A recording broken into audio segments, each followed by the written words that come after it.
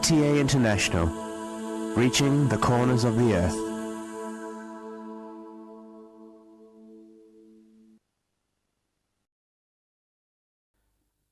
اس وقت ہم سیدنا حضرت امیر المومنین خلیفۃ المسیح رابع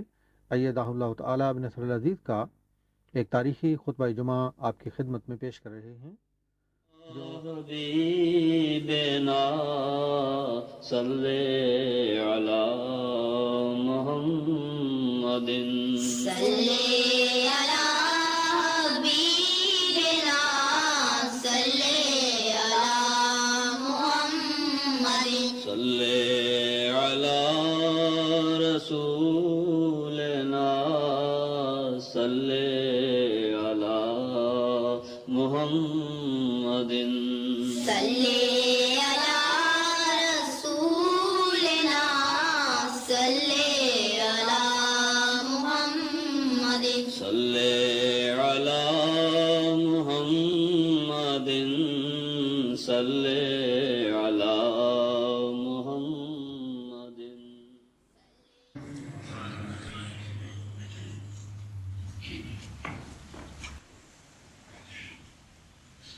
السلام علیکم ورحمۃ اللہ. اذان دے دیں.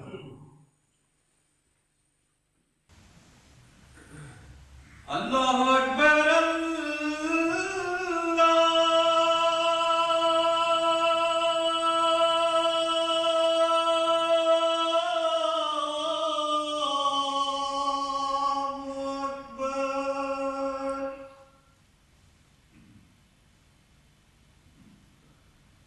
اللہ اکبر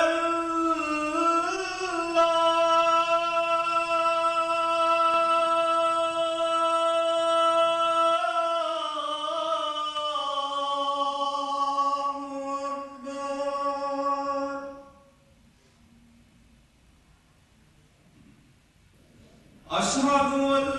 لا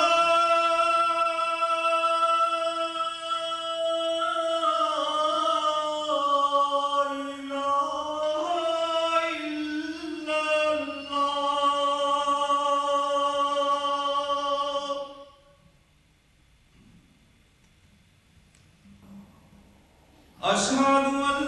لا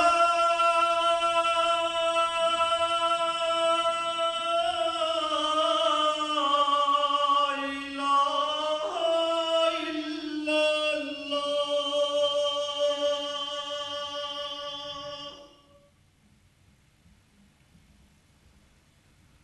أشهد أن محمد رسول الله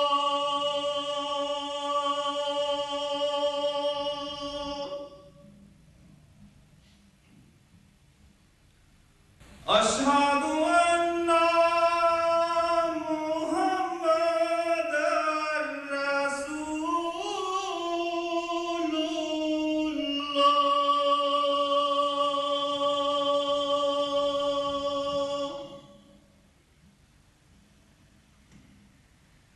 حي على الصلاة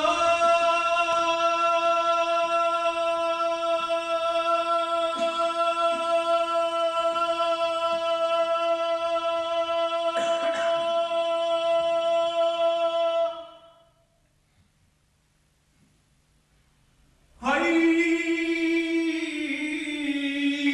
على الصلاة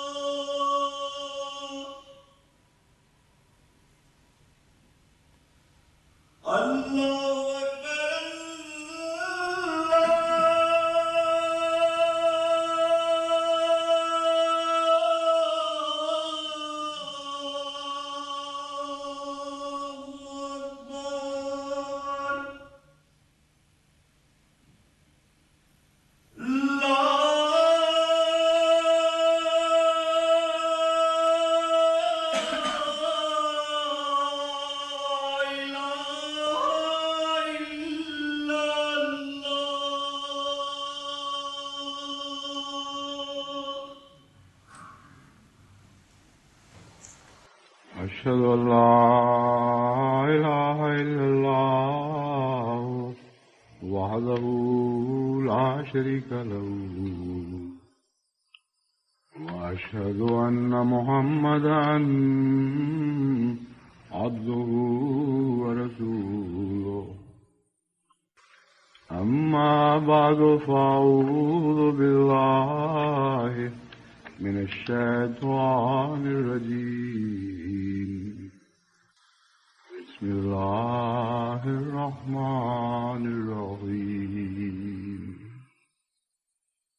الحمد لله رب العالمين الرحمن الرحيم مالك يوم الدين إياك نعبد وإياك نستعين اهدنا الصراط المستقيم صراط الذين أنعمت عليهم غير المغضوب عليهم ولا الضالين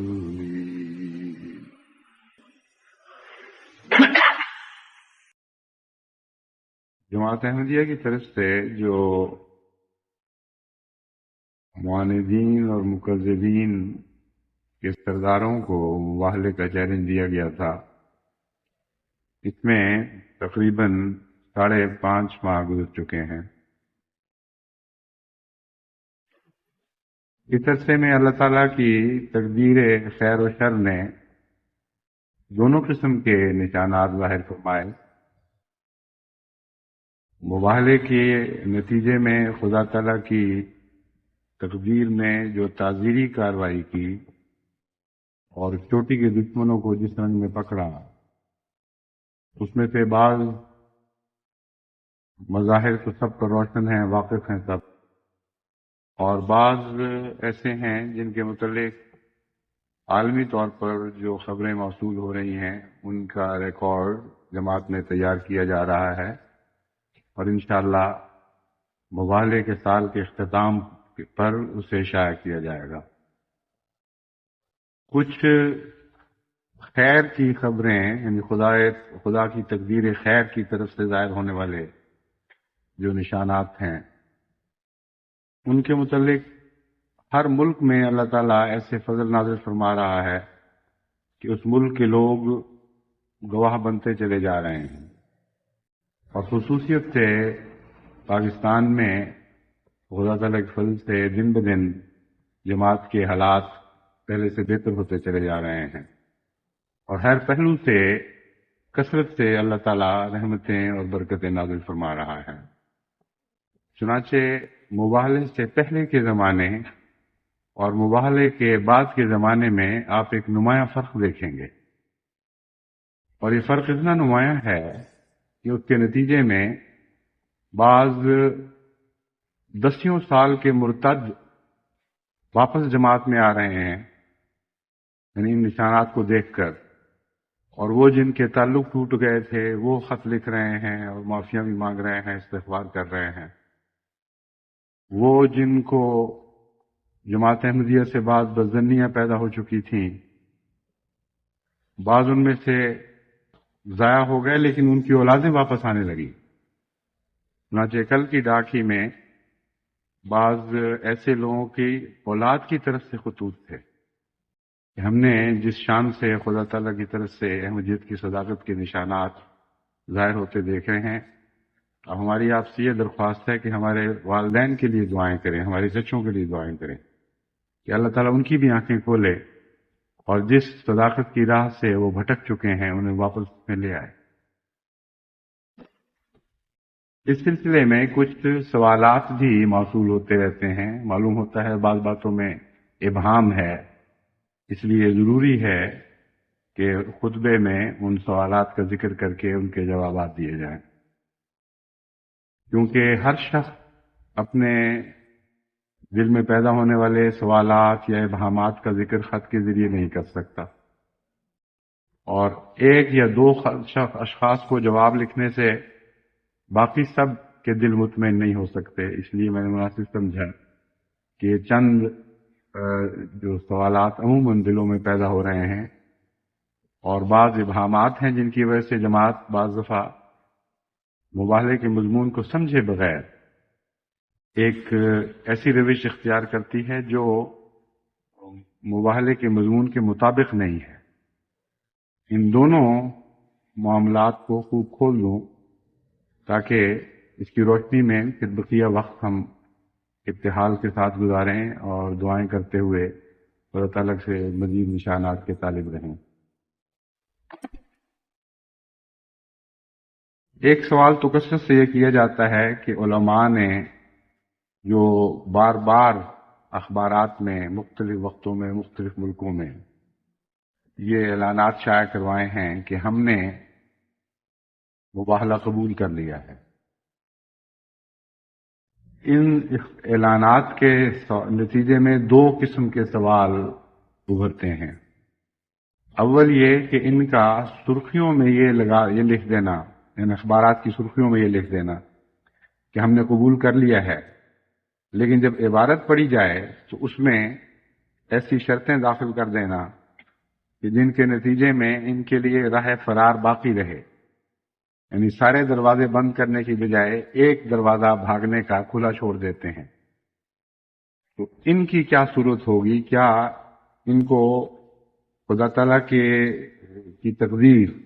مباحلہ قبول کرنے والے گروہ میں شامل فرمائے گی یا دوسرے گروہ میں؟ اس سلسلے میں پہلے بھی میں ایک دفعہ ذکر کر چکا ہوں، مگر معلوم ہوتا ہے کہ وضاحت پوری نہیں ہوئی، کیونکہ ابھی تک اس موضوع کے بعض خط بھی ملتے ہیں اور بعض باہر سے آنے والے ملاقات میں بھی ذکر کرتے ہیں۔ دوسرا یہ کہ کیا وہ سارے جن کے متعلق یہ سمجھا جائے کہ انہوں نے مباحلے کا چیلنج قبول کر لیا ہے، ایک سال کے اندر اندر لازماً مر جائیں گے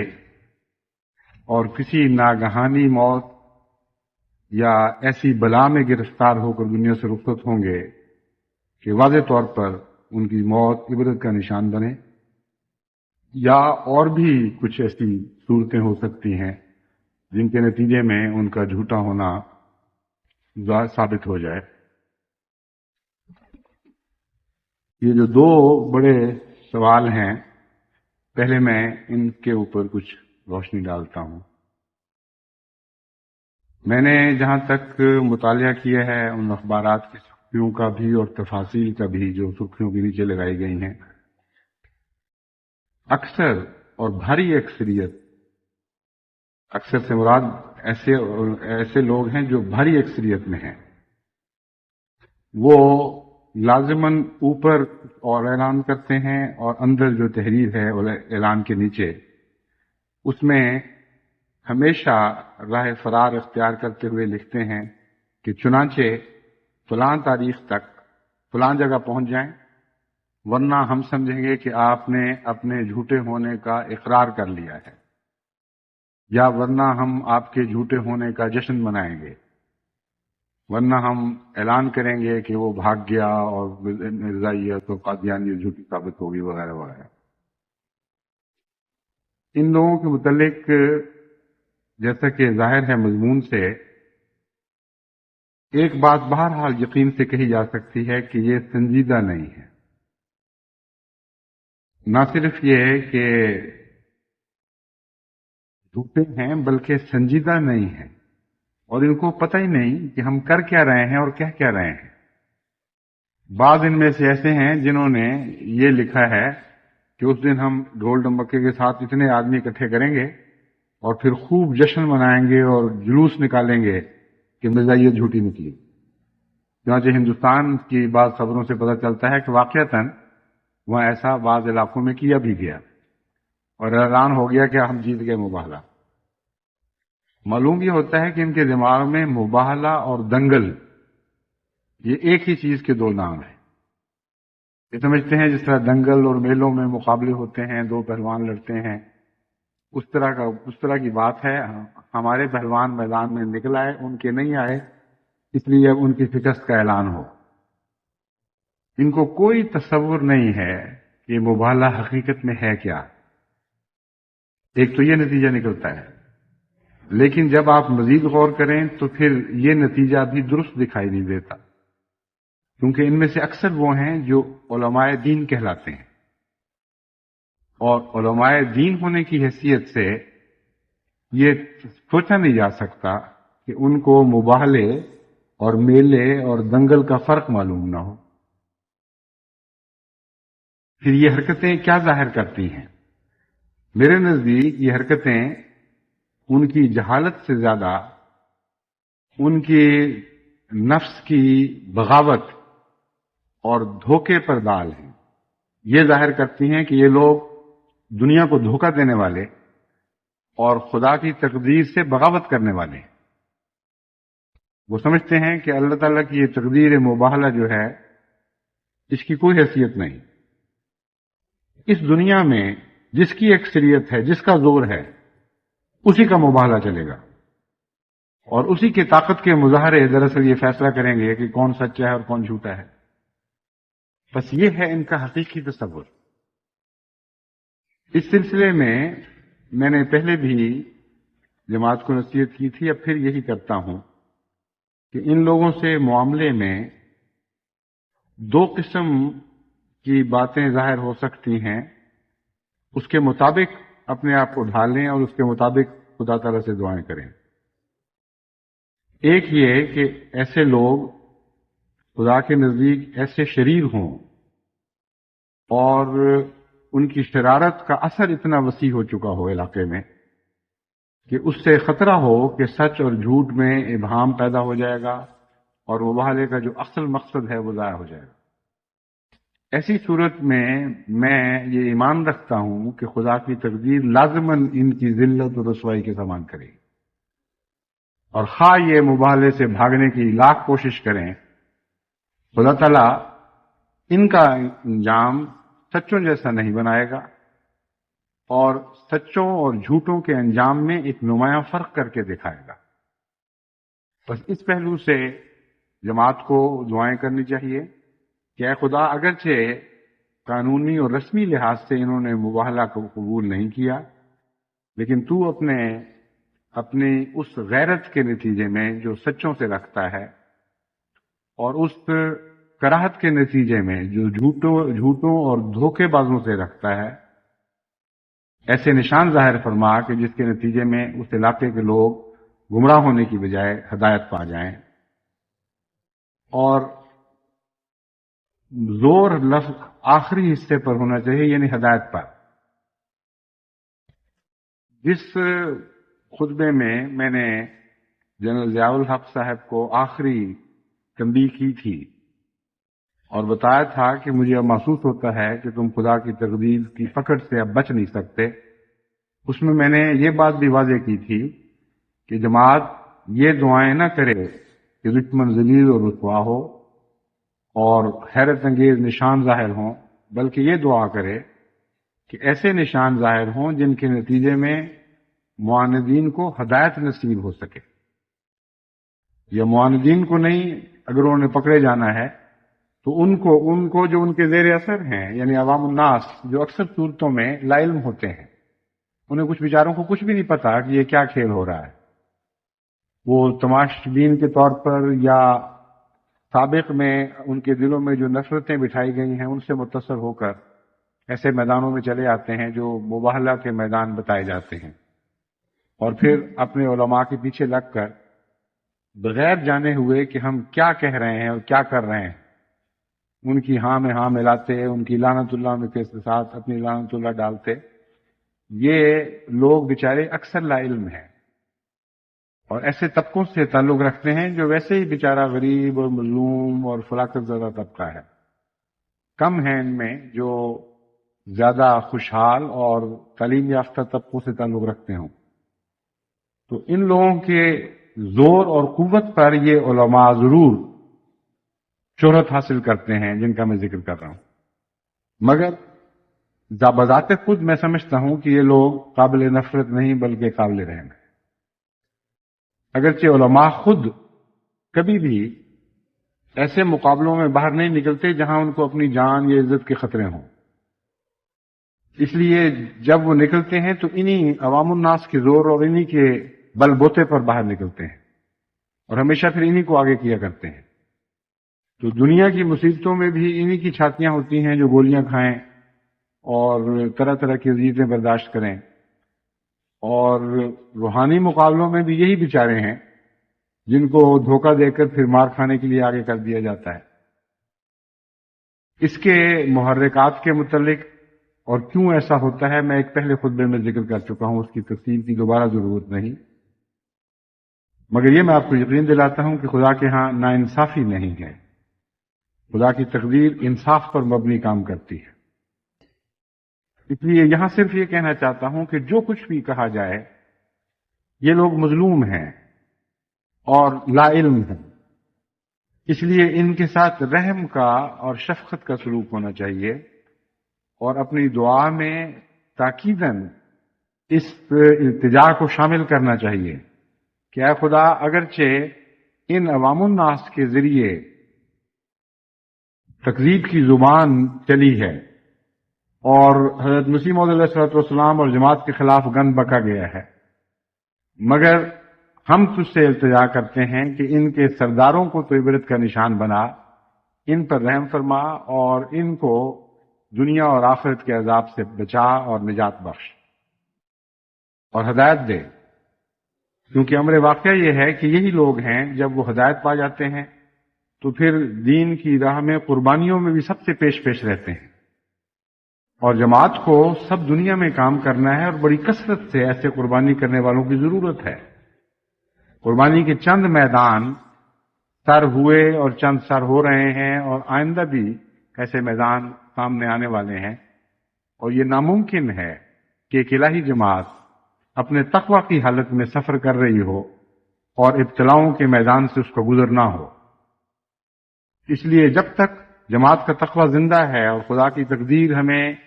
تزکیہ کے راہوں پہ آگے بڑھانا چاہتی ہے، میں آپ کو یقین دلاتا ہوں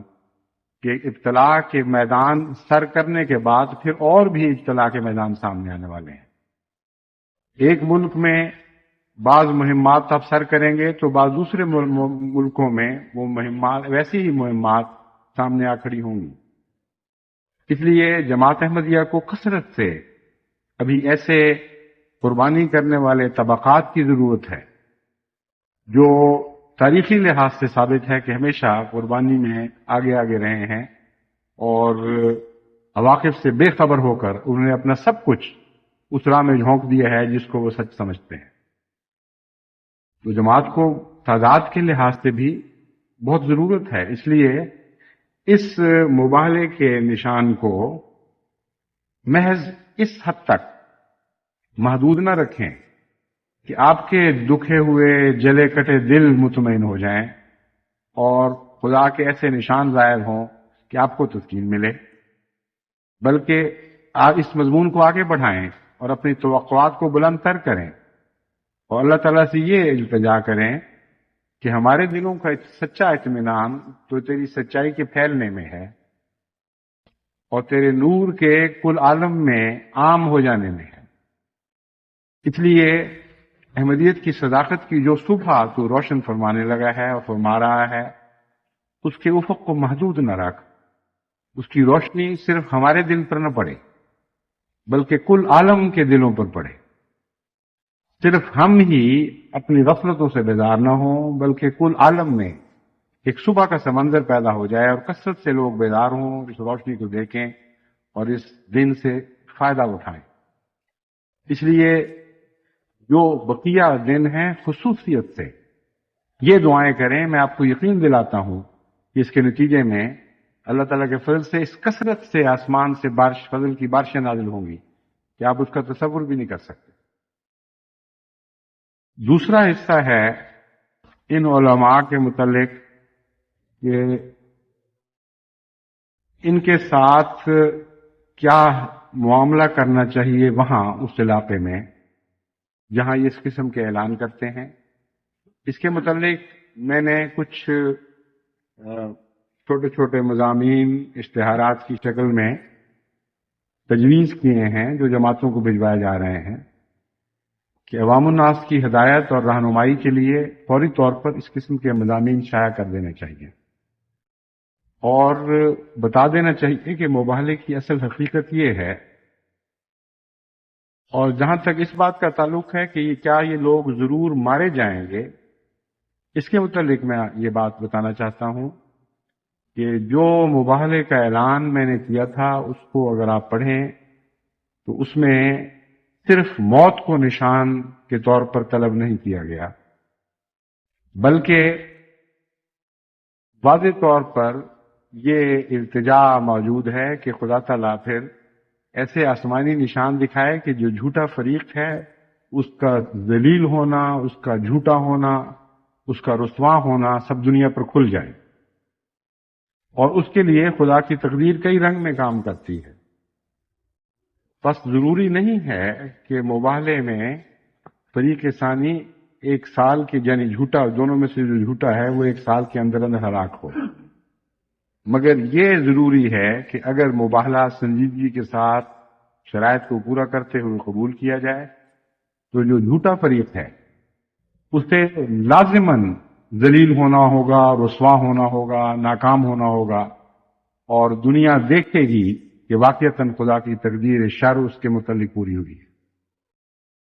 اور جہاں تک سچے فریق کا تعلق ہے اس کے حالات بھی مشتبہ نہیں رہ سکتے. اس کے حق میں لازماً خدا تعالیٰ کی تقدیر خیر اس طرح کھل کر روشن ہوگی کہ دیکھنے والے دیکھیں. بس دیکھنے والے دیکھتے تو ہیں اور دیکھیں گے، لیکن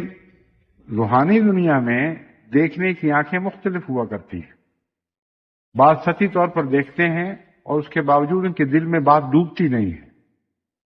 ان کی ادراک کی قوت کمزور ہو چکی ہوتی ہے. بعض لوگ آنکھوں کے اندھے ہوتے ہیں، بعض دماغ کے اندھے ہوتے ہیں. اور دنیاوی لحاظ سے بھی آپ یہ فرق دیکھیں گے، بعض لوگوں کی آنکھوں میں کوئی قصور نہیں ہوا کرتا، اور ایک آنکھوں کا ماہر جب ان کا معائنہ کرتا ہے تو آنکھوں کو اور اس سے پیچھے جو اعصاب کے دھاگے پیغام، آنکھ کے پیغام کو دماغ تک پہنچانے والے ہیں، ان کو بھی درست پائے گا. لیکن اگر دماغ پاگل ہو گیا ہو تو اسے کچھ کا کچھ دکھائی دینے لگتا ہے. یعنی سامنے اور آدمی موجود ہیں، آنکھ سے ہی پیغام بھیج رہی ہے، مگر پاگل دماغ اس کا ان پیغامات کا ترجمہ اور کر رہا ہے. اس لیے روحانی دنیا میں جن اندھوں کا ذکر ملتا ہے وہ آنکھ کے اندھے نہیں ہوتے، دراصل دماغ کے اندھے ہوتے ہیں. وہی باتیں مومن بھی دیکھ رہے ہوتے ہیں اور ان کا ایمان بڑھ رہا ہوتا ہے، ان کو روز روشن کی طرح دکھائی دیتا ہے کہ خدا تعالیٰ کی تقدیر سچوں کی تائید میں ظاہر ہو رہی ہے. اور جیسا کہ میں نے بیان کیا ہے، بڑی کثرت سے جماعت کی طرف سے ایسے خطوط ملتے ہیں جن سے پتہ چلتا ہے کہ جن کے ایمان پہلے مضبوط تھے وہ مضبوط تر ہو گئے، جن کے کمزور تھے وہ مضبوط ہو گئے. یعنی طبقات بدل رہے ہیں، اور نچلے طبقے کے احمدی اوپر کے طبقے کے احمدیوں میں داخل ہو رہے ہیں. اور یہ ایک عام عالمی مضمون ہے جس کا کسی ایک ملک سے تعلق نہیں، تمام ملکوں میں یہی کیفیت ہے. نئی نسلوں کے اندر خدا تعالیٰ کے فضل سے احمدیت کا ایک نیا شعور پیدا ہو رہا ہے، اس سے وابستگی میں وہ پہلے سے زیادہ ترقی کر رہے ہیں. تو یہ حالات تو سب دنیا کو نظر آ رہے ہیں، دیکھنے والی دنیا کو. لیکن دیکھنے والی دنیا میں سے صرف دو قسم کے لوگ ہیں، کچھ دماغ کے بصیرت رکھنے والے، بعض دماغ کے اندھے بیچارے. جو دماغ کے اندھے ہیں وہ دیکھتے ہیں اور تیش کھاتے ہیں، ان کو غصہ آ جاتا ہے کہ یہ کیا ہو رہا ہے، اور وہ سوچتے ہیں کہ ان کی اچھی حالت کو کسی طرح بری حالت میں تبدیل کیا جائے. اس سے زیادہ ان کو کچھ سمجھ نہیں آتی. یہ بھی دعا کرنی چاہیے کہ اے خدا ان دماغ کے اندھوں کو بصیرت تو عطا کر، اس کے بغیر جو چیز ہم دیکھ رہے ہیں یہ بھی دیکھیں گے لیکن ان کو سمجھ نہیں آئے گی. وَمَا يُبْصِرُكُمْ أَنَّهَا إِذَا جَاءَتْ لَا يُؤْمِنُونَ. قرآن کریم فرماتا ہے اے سوال کرنے والوں جو نشان مانگ رہے ہو، تمہیں کیا چیز کس طرح سمجھایا جائے کہ جب خدا کے نشان ظاہر ہوں گے تو تم نہیں ایمان لاؤ، تمہیں نہیں سمجھ آئے گی کہ کیا ہو گیا. بس جب تک بیماری کے دور کرنے کی دعا نہ مانگی جائے، محض نشان طلب کرنا کافی نہیں ہے. اس دعا میں ترقی کریں اور کثرت سے یہ دعائیں کریں تاکہ اللہ تعالیٰ اس کو ایک محض ایک تماشے کی کھیل نہ بنا دے، بلکہ واقعتاً کثرت کے ساتھ جماعت احمدیہ کو اس مبالغے کے نتیجے میں فوائد عطا ہوں.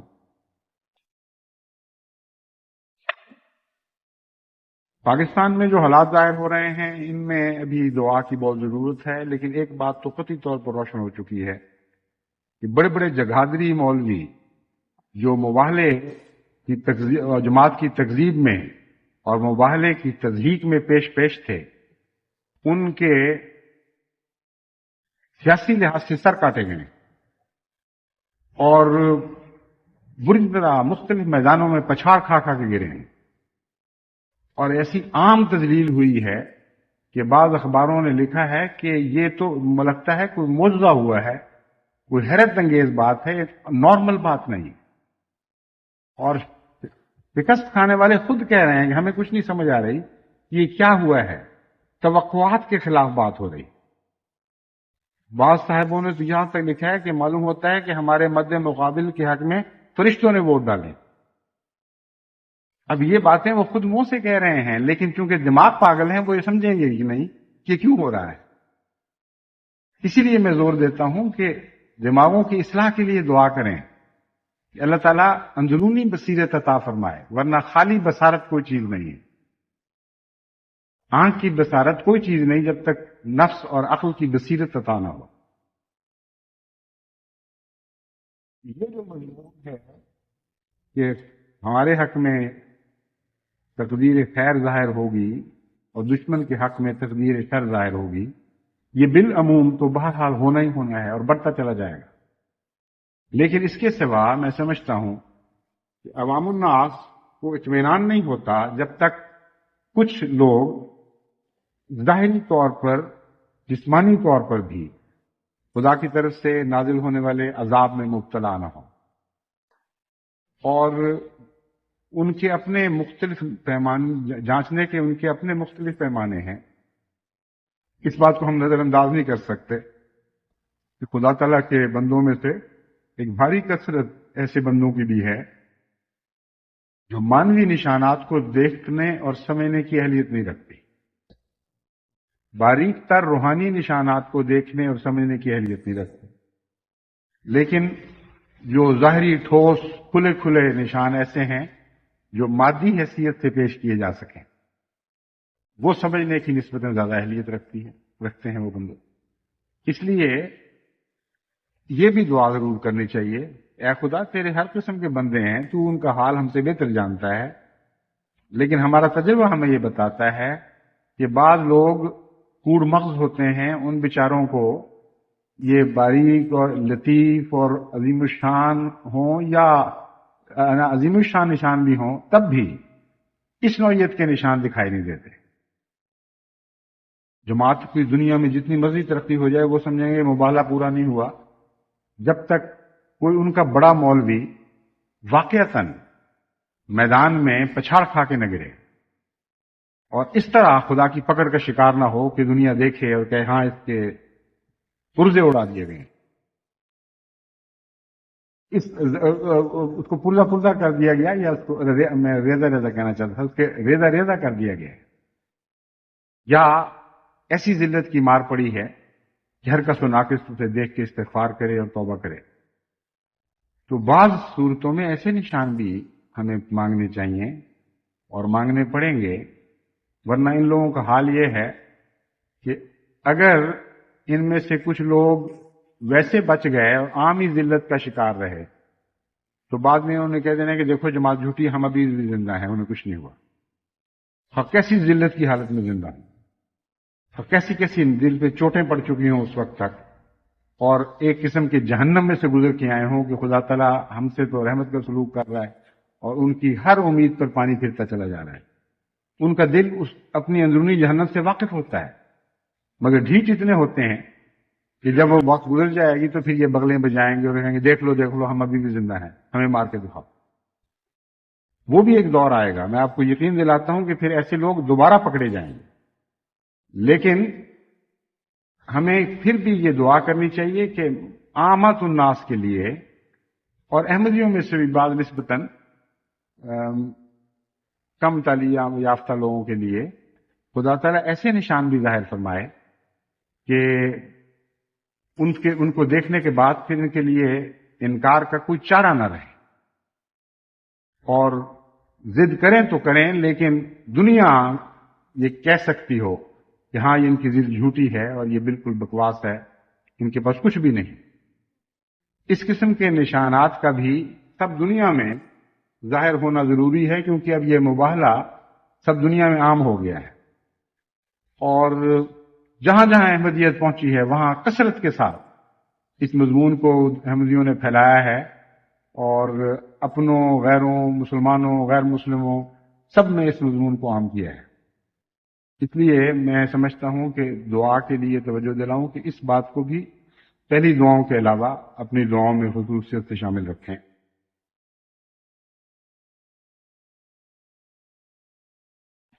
بعض لوگ ایسے ہیں جو من جملہ مباہلے کو قبول کرنے کا اعلان بھی کر رہے ہیں۔ چند ایسے آدمی ہیں،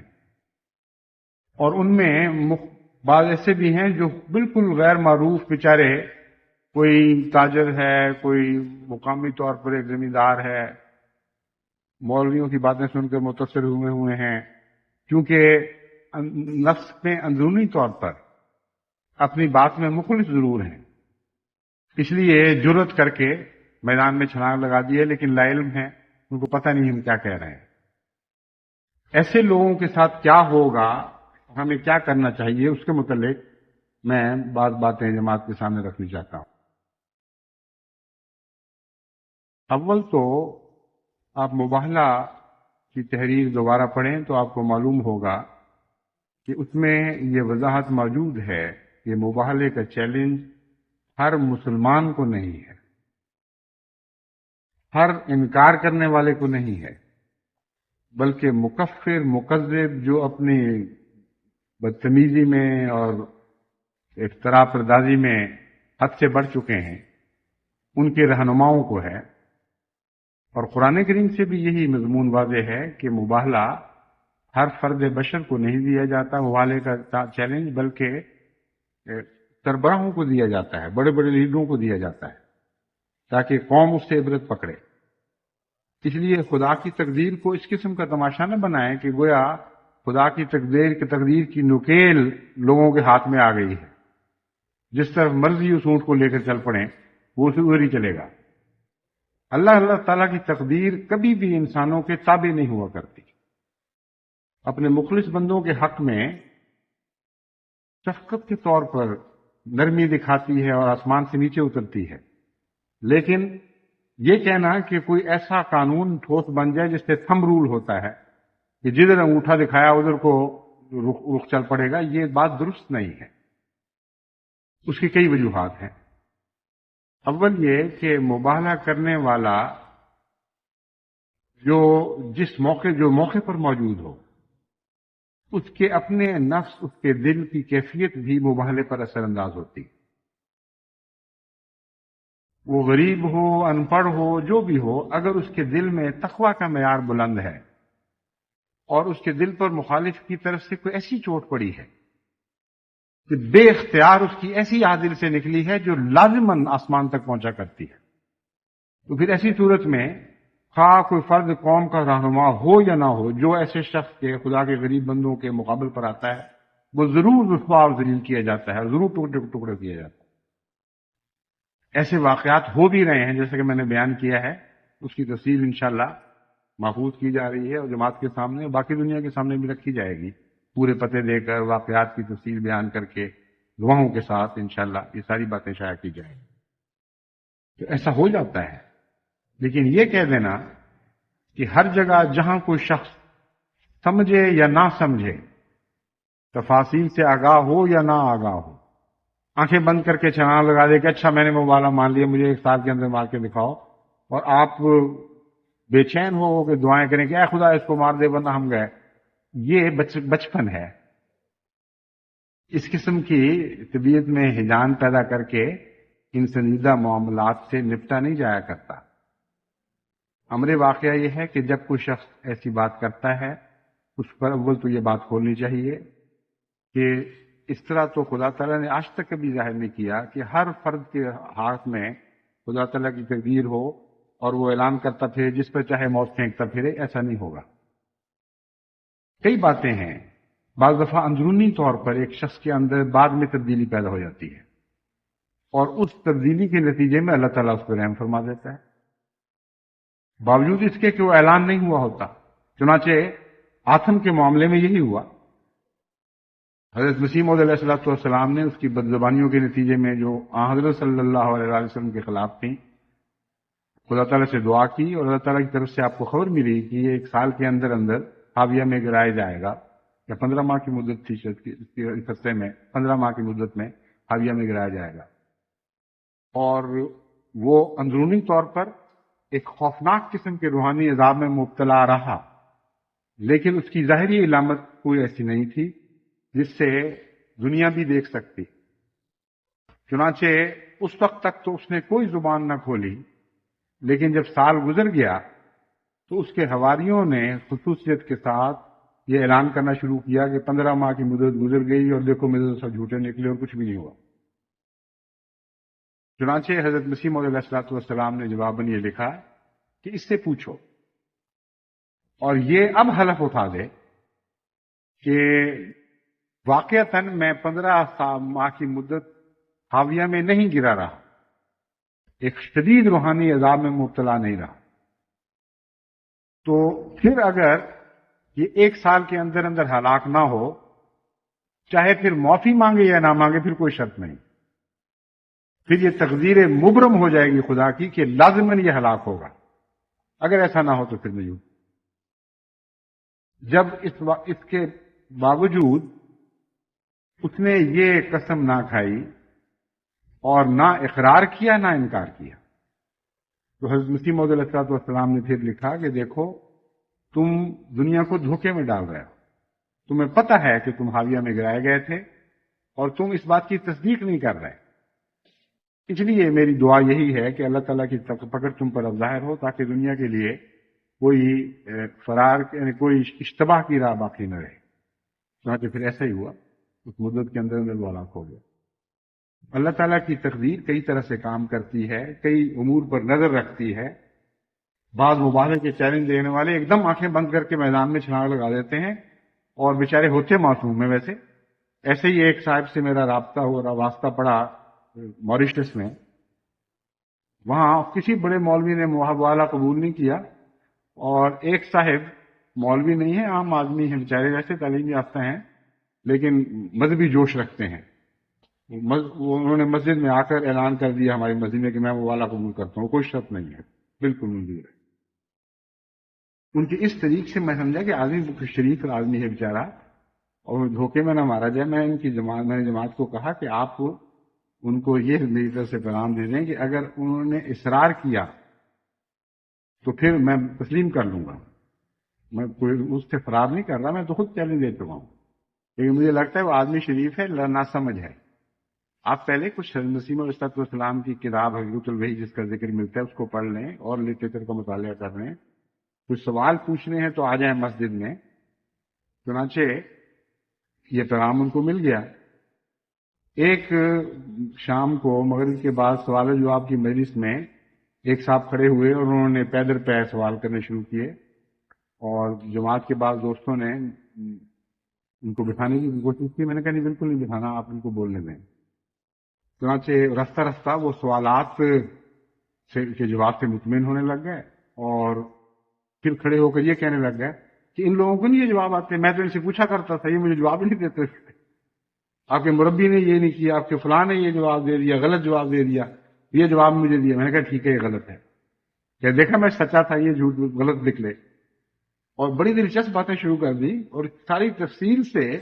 اپنے گزشتہ تعلقات کا ذکر کیا. اتنے مجھے چٹ موصول ہوئی کہ یہ صاحب وہی ہیں جنہوں نے مبالغے کا چیلنج منظور کر لیا تھا. اور حالت یہ ہوئی کہ کچھ دیر کے بعد دور سے اجازت دی کہ میں قریب میں آگے بیٹھ جاؤں. میں نے کہا ضرور تشریف لائیں، اور ہر بات کی تائید کر دی. اور مبالغے کے جو تھا چیلنج کا، اس کا کوئی وہم اور خواب و خیال بھی ان کے دماغ میں باقی نہیں رہا. پھر اس سے وعدہ بھی لیا کہ میں خط لکھوں گا تو آپ مجھے جواب دیا کریں. اللہ تعالیٰ کے فضل سے جہاں تک میرا علم ہے وہ احمدیت کے بہت ہی قریب آ چکے تھے ایک ہی رات کی مجلس میں، اور پھر دوسری رات بھی اپنے بعض دوسرے دوستوں کو لے کر تشریف لائے، ساتھ لائے، اور تمام وقت بڑے ادب کے ساتھ اور خاموشی کے ساتھ انہوں نے مجلس میں شمولیت کی. اور کیونکہ پہلے دن کافی سوال کر چکے تھے، دوسرے دن پھر سوال نہیں کیے. ایسے بھی لوگ ہیں، کوئی فجی میں پیدا ہو رہا ہے، کوئی دنیا کے کسی کونے میں، کوئی انڈونیشیا میں، کوئی افریقہ کے ممالک میں. بنیادی طور پر دیکھنا یہ ہے کہ یہ لوگ شریر اور خبیث فطرت ہیں، یہ سعید فطرت اور انجان اور سادے لوگ ہیں، لا علم ہیں بیچارے، اور طبیعت میں ایک شرافت ہے. اس کی وجہ سے جو کچھ مانتے ہیں اس کی راہ میں، اس ایمان کی راہ میں اپنے آپ کو قربان کرنے کے لیے تیار رہتے ہیں. ایسے لوگوں کا مباہلے کے نتیجے میں ضائع ہو جانا یہ ہمارے لیے فائدہ مند نہیں بلکہ نقصان ہے، کیونکہ یہ مستقبل کے احمدی ہیں دراصل، جن کو ہم اپنے ہاتھ سے ضائع نہیں کرنا چاہتے. بعض دفعہ دیکھا نہیں آپ نے کہ دنیاوی جنگوں میں مقابل پہ سفارائیاں جب ہوتی ہیں تو بعض اچھے لوگ بھی مارے جاتے ہیں، لیکن اگر جب فتح ہو جاتی ہے ایک حصے کو، ایک فوج کو، تو مقابل میں سے ایسے اچھے سپاہی بھی نکلتے ہیں جو آئندہ کے لیے اسی ملک کی حفاظت میں جس کو فتح کرنے آئے تھے اپنی جان پیش کر دیتے ہیں. تو روحانی مقابلے میں تو ایسے لوگوں کی زیادہ اہمیت ہے. اس لیے ان کو تو باقاعدہ مل کر صورتحال ان پر واضح کرنی چاہیے. ان کو بعض حضرت مسیح موعود علیہ السلام کی کتب پڑھنے کے لیے دینے چاہیے اور کہنا چاہیے کہ آپ مزید غور کر لیں. اور ہم درخواست کرتے ہیں کہ پورے غور کے بعد پھر فیصلہ کریں، اور ہم آپ کو یقین دلاتے ہیں، یہ تحریر دینے کے لیے تیار ہیں کہ اتنی مدت کے بعد اگر آپ نے پھر یہ فیصلہ کیا تو ہمیں منظور ہے، یعنی ہم مبالغے سے بھاگ نہیں رہے.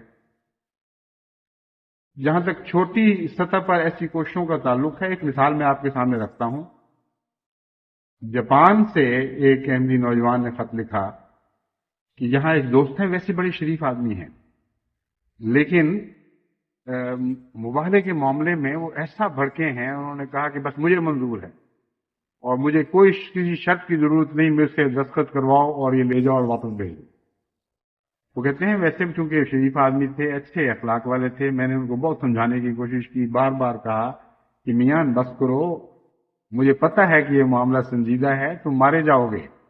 تمہیں نقصان پہنچے گا. انہوں نے کہا جی مجھے پتہ ہے، جو میں نے کہا ہے بالکل ٹھیک کہا ہے، میں تمہاری بات سننے کے لیے تیار ہوں. کہتے ہیں میں پھر گیا، پھر اس کا یہی جواب. آخر انہوں نے مجھے کہا کہ تم سال کے بعد بھی آؤ گے تو میرا یہی جواب. میں نے کہا اچھا پھر بتاؤ تم کیا چاہتے ہو، تمہارے نزدیک کیا نشان ہے سچائی کا؟ انہوں نے کہا میرے نزدیک سچائی کا نشان یہ ہے کہ 1 سال کے اندر میں مر جاؤں تو احمدیت سچی اور میں جھوٹا. اس صورت میں وصیت کر جاؤں گا اپنی اولاد کے نام کہ وہ سارے احمدی ہو جائیں. اور دوسرا یہ ہے کہ میرا جو کاروبار ہے تمہیں پتہ ہے اچھا چمک رہا ہے، اس کو کوئی ایسا ناگہانی نقصان ہو جس سے مجھے عام روزمرہ کا نقصان نہیں، جس سے مجھے پتہ لگے کہ ہاں یہ خدا تعالیٰ کی طرف سے کوئی نشان. تو اس احمدی نوجوان نے کہا اچھا پھر جو تم کہتے ہو اس طرح منظور. ہم سمجھتے ہیں کہ آج کے بعد سے مباہلہ شروع. اس واقعہ کے 2 ماہ کے اندر اس کے گودام میں بہت بڑی چوری ہوئی، جو جاپان کے اندر ایک غیر معمولی واقعہ ہے، اور $1,00,000 سے زائد کے قالینوں کا نقصان ہو. ہمیں اس کے نقصان پر ہمدردی ضرور ہے، لیکن یہ وہ نشان تھا جو اس نے خود اپنے منہ سے طلب کیا. اب وہ صاحب کیا رد عمل دکھاتے ہیں؟ یہ ہے وہ اصل چیز جو فیصلہ کرے گی کہ مباہلہ سود مند تھا یا ایک شخص کا ضیاع ہو گیا. اس لیے میں بار بار یہ توجہ دلاتا ہوں کہ ایسے نشانات انفرادی طور پر بھی خدا جگہ جگہ دکھا رہا ہے اور ہم ان کو اکٹھا کر رہے ہیں، لیکن اصل دعا پھر یہی ہونی چاہیے کہ اے خدا بالآخر ہم تجھ سے ہدایت کی التجا کرتے ہیں. اس کے نتیجے میں ان لوگوں کو دلوں کی روشنی نصیب کر، اگر ظاہری کچھ نقصان ہو گیا ہے تو کم سے کم دینی فائدہ ہی پہنچ جائے. ایسے لوگوں کو سمجھانے کے بعد اگر وہ انکار کرتے رہیں تو پھر جو کرتے ہیں وہ ان سے باقاعدہ پھر منوانی چاہیے، کیونکہ مباہلہ اگر انفرادی طور پر بھی ہو تو یہ مقصد نہیں ہے کہ ایک شخص کو انفرادی طور پر خاموشی سے خدا پکڑ لے، اس کی مرضی ہے، بعض وہ پکڑ بھی لیتا ہے۔ مباہلے کا مقصد دوسروں کے لیے ہدایت ہے، دوسروں کے لیے نشان میں گواہ بننا ہے۔ اس لیے ہم نے اس کا اعلان، یہ شرط رکھی ہوئی ہے۔ حضرت مسیح علیہ السلام بھی ہمیشہ یہ شرط رکھا کرتے تھے کہ ایسے مباہلے کا اخبارات میں اعلان ہونا چاہیے۔ چنانچہ ایسے صاحب کو پھر کہنا چاہیے کہ شرط کو پورا کرو، اور دوسرے یہ وضاحت سے طلب کرنی چاہیے کہ ان دو مباہلوں میں سے تم کون سا قبول کر رہے ہو۔ ایک مباہلے کا وہ چیلنج ہے جو حضرت اقدس مسیح موعود علیہ السلام نے اپنے الفاظ میں دیا، جو ہمیشہ کے لیے جاری چیلنج ہے، اور اس کے متعلق میں نے بتایا تھا کہ ہم نمائندہ ہیں آج حضرت مسیح علیہ السلام کے، اور جو بھی جھوٹوں پر بلائیں پڑا کرتی ہیں ہم اس کے لیے اپنی جان کو پیش کرتے ہیں، اگر نعوذ باللہ من ذالک ہم جھوٹے۔ اس چیلنج میں یہ بھی ذکر ہے کہ اس کتاب کو پڑھ لو، اور وہ حقیقت الوحی ہے۔ وہ حضرت مسیح علیہ السلام نے اس لیے اس شرط کو داخل فرمایا تاکہ اس کتاب کو دیکھ کر ایک آدمی جس کے اندر سعادت ہے اس کی آنکھیں کھل سکتی ہیں تو کھل جائیں، اور خواہ ضائع نہ ہو۔ تو یہ شرط پیش کرنی چاہیے اور سمجھانا چاہیے کہ آپ یہ کتاب پڑھ لیں۔ اگر وہ انکار کرتا ہے اور کہتا ہے کہ میں جانتا ہوں یہ کتاب جھوٹی ہے، مجھے پڑھنے کی بھی ضرورت نہیں، تو پھر اس کو کہیں کہ یہ لکھ دو پھر کہ میں نے اس شرط کو پڑھا تھا، میں اس ایک شرط کو رد کرتا ہوں، اور اس کے باوجود، اس کو نہ پڑھنے کے باوجود میں اسے جھوٹا اور غلط مواد سمجھتے ہوئے پڑھنے کے قابل بھی نہیں سمجھتا، اور پھر میں قبول کرتا ہوں۔ پھر ان باتوں کا اعلان ہو جانا چاہیے تاکہ پھر دنیا گواہ بنے۔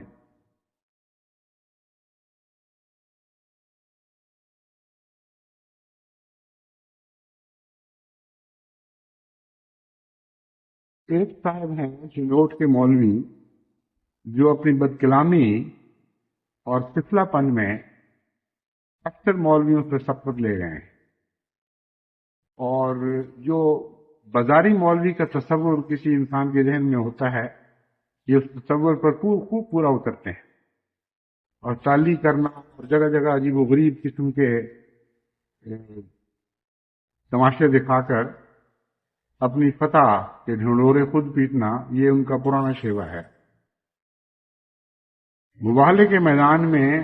یہ بڑی دیر سے اپنی دانش سے اترے ہوئے ہیں، اور تقریباً ہر سال ربوہ اور چنوٹ کے درمیان جو دریا ہیں، ان دو اس دریا کی جو چناب دریا ہے اس کی دو شاخوں کے درمیان ایک جزیرہ سا بنا ہوا ہے، وہاں یہ اپنے چند مریدوں کو لے کے آتے ہیں اور اعلان کر دیتے ہیں کہ دیکھو مقابل پر وہ میرے نہیں آیا، اس لیے جماعت امام جماعت احمدیہ جو پہلے ہوتے رہے ہیں، حضرت خلیفۃ المسیح ثانی اور خلیفۃ المسیح ثالث، ان کے متعلق پہلے اعلان کیا کرتے تھے وہ میرے مقابل پر نہیں آیا اس لیے جھوٹا ہے اور بھاگ گیا ہے، پھر میرے متعلق یہ اعلان کرتے رہے۔ اب جب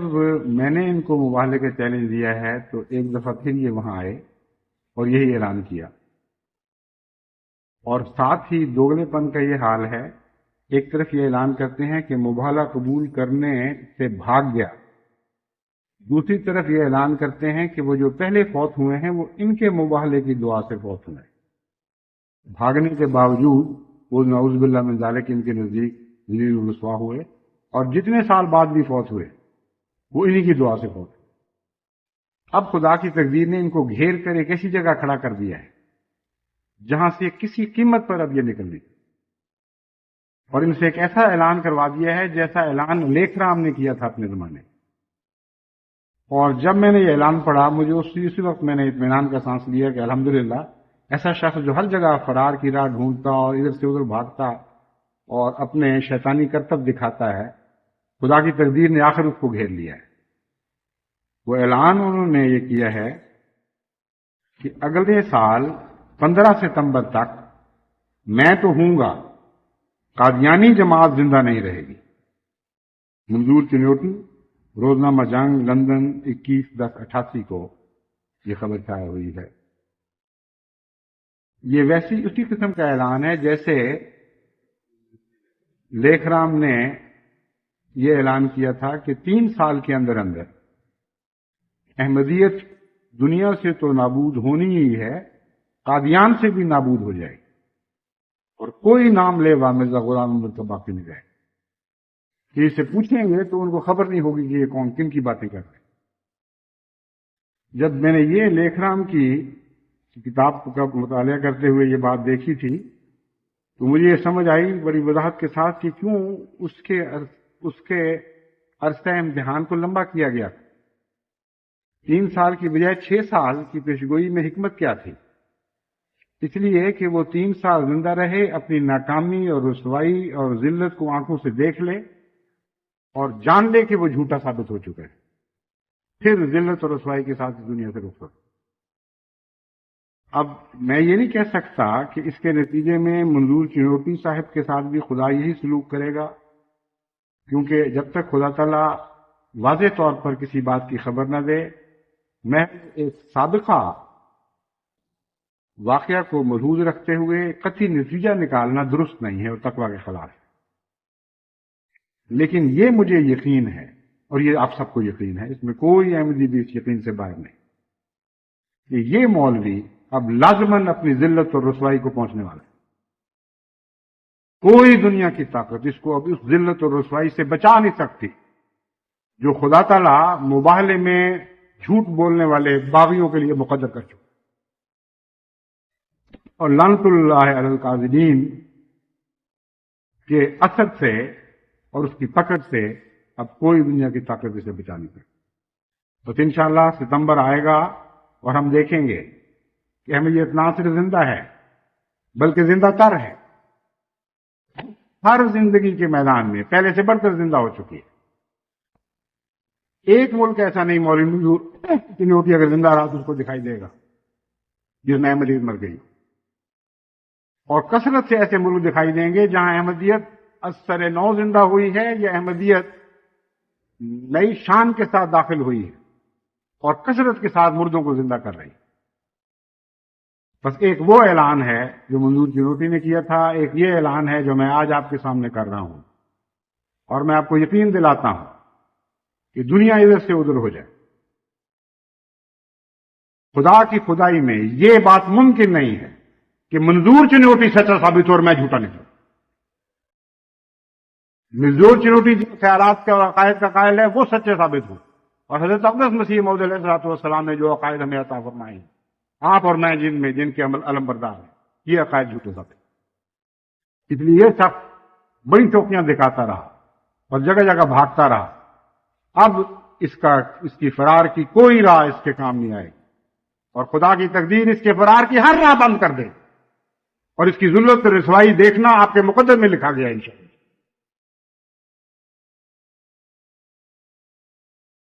الحمدللہ نحمده ونستعینه ونستغفره ونؤمن به ونتوکل علیہ ونعوذ باللہ من شرور انفسنا ومن سیئات اعمالنا من يهده الله فلا مضل له ومن يضلله فلا هادي له ونشهد أن لا إله إلا الله وحده لا شريك له ونشهد أن محمدا عبده ورسوله عباد الله رحمكم الله إن الله يأمر بالعدل والإحسان وإيتاء ذي القربى وينهى عن الفحشاء والمنكر والبغي يعظكم لعلكم تذكرون اذكروا الله يذكركم وادعوه يستجب لكم ولذكر الله أكبر